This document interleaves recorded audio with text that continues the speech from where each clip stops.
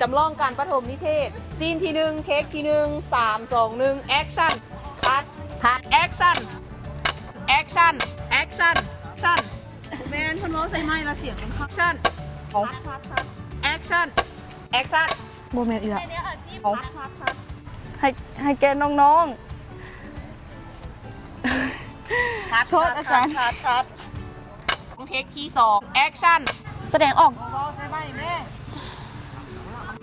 กำลังไปได้ดี แมนคนร้องใส่ไม้ละเสียงเป็นเข้าไม่พร้อมบอสะเบ้ายุ่งหูสะเบ้ายุ่งหูโอเคพิธีกรพร้อมจับแอคชั่น ๆจากประวัติย่อของนักเรียนก่อนเนาะ แมน อันนี้ก็คือประวัติย่อของนักเรียนสาธิตเนาะ แอคชั่น อาจารย์เพิ่นก็จะพัวพันกันให้เฮา แอคชั่น ซึ่งอาชีพทุกอย่างจะมารวมอยู่ใน โมแมน โมเมนต์อีกแล้ว แอคชั่น สามุนเสื้อของนักศึกษาของพวกเขา โดยเอาโลด ลืม แอคชั่น ที่มานำความรู้และประสบการณ์ที่เอ่ยได้สะสมไว้มอบให้ ขอคัดเด้อที่มานำความรู้